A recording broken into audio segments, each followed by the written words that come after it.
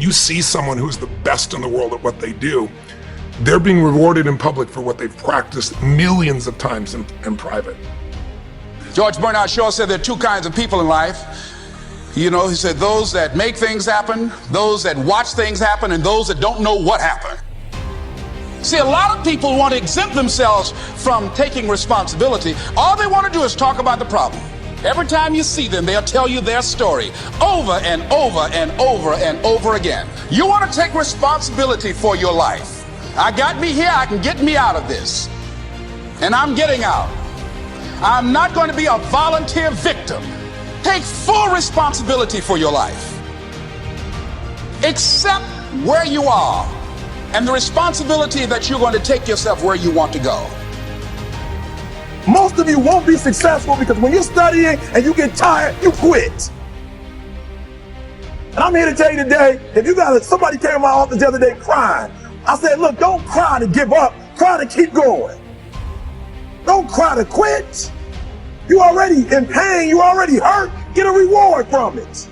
Don't go to sleep until you succeed. Listen to me. I'm here to tell you today that you can come here, you can jump up, you can do flips, you can be excited when we give away money. But listen to me, you will never be successful until I don't have to give you a dime to do what you do. So part of beginning to get unstuck, you've got to decide that the behavior pattern that you have adopted doesn't work for you. You've got to change your strategy, and changing your strategy means reinventing your life, recreating you, and you have the power to do that. You can decide that you're going to change, that you're not going to be a wimp. You can decide that you're going to stand up to life. You can decide that I'm going to live each day as if it were my last. You have the power to make that decision. You can decide, I'm going to work on myself and develop myself. I'm going to empower me. And all of these things that are happening to me right now, they're just temporary inconveniences. They're not stronger than I am. I'm in charge here. You have to tap into suffering every day of your life because we have so much scarring that we have to clean up. You have to look at suffering as almost like I look at failure. To succeed, you must fail. In failure and in suffering, all the answers are in there.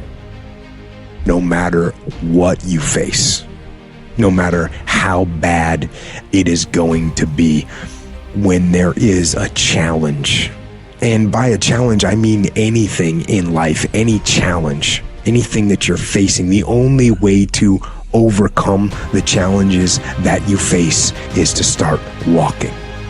Take that step every day, no matter what you are facing. Get up and start walking. You can't give away what you don't have. Now it sounds ridiculous, okay?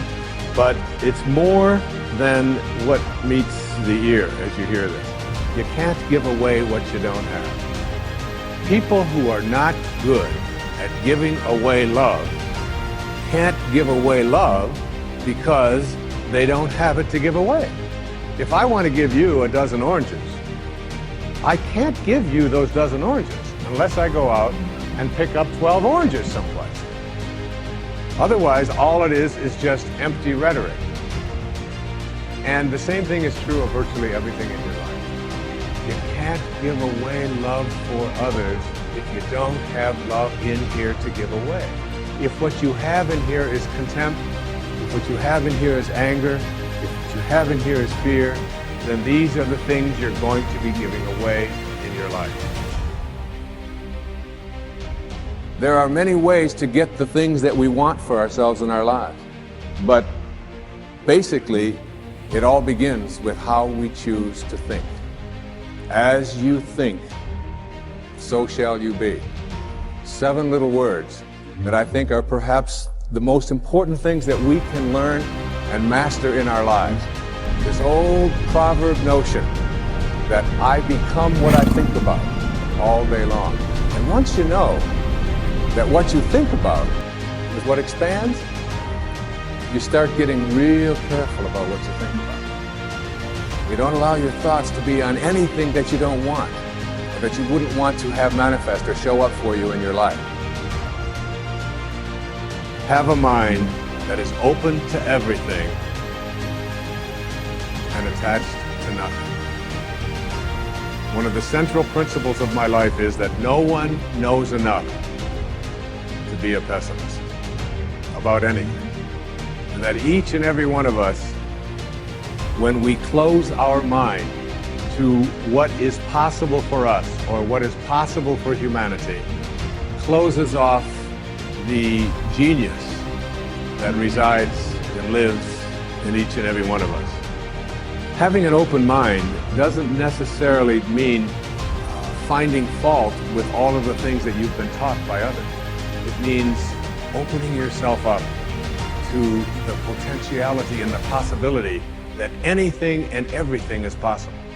So having a mind that is open to everything and attached to nothing really means finding within ourselves the ability to get rid of a trait that I find so common in the contemporary world. Do you know that most people that I meet spend their lives looking for occasions to be offended? They actually are out there hoping that they can find some reason to be offended. And there's no shortage of reasons. They're out there everywhere. The way this person dressed, what this person said, they turn on their TV, they hear the news, they're offended by this. Someone used language that they didn't like. Someone doesn't share the same customs that you. And people all day long. In fact, if you keep track tomorrow, you will find probably 100 reasons that you can go around being offended. But a mind that is open to everything and attached to nothing is a mind that says, I'm never looking for anything to be offended by. And that whatever anybody else out there has to say, my response to that is, that's an interesting point of view. I've never considered that.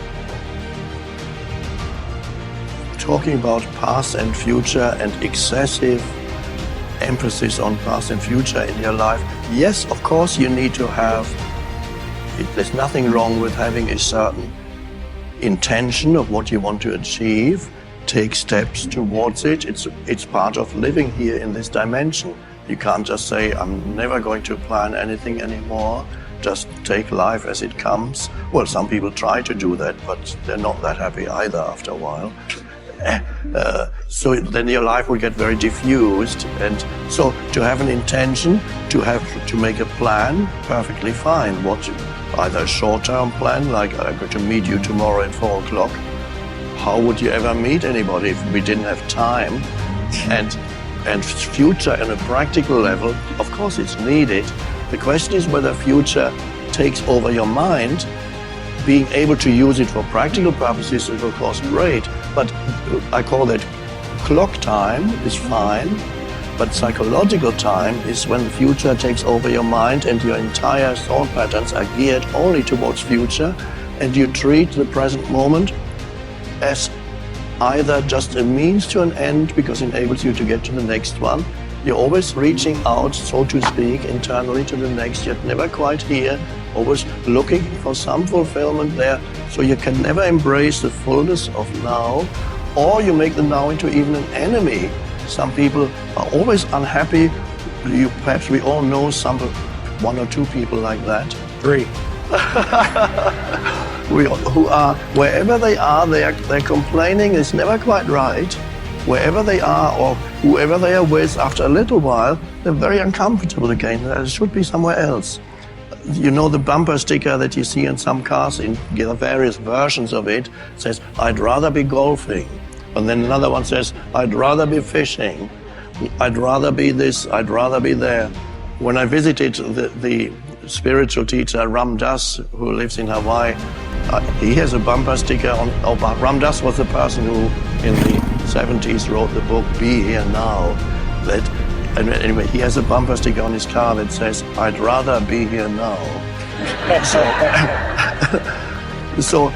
And then you realize you can still pursue whatever an intention where you want to get to, a plan, I call it, it's a bit like a journey. Your life is a journey. You're going, you know you want to go from here to there.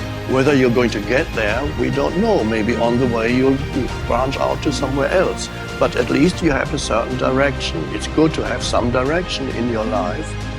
But while you are traveling, if your destination takes up most of your attention and you're continuously focusing on there, you miss all the journey, really. You can't enjoy the journey anymore. And most of your life is the journey. The arriving is relatively rare.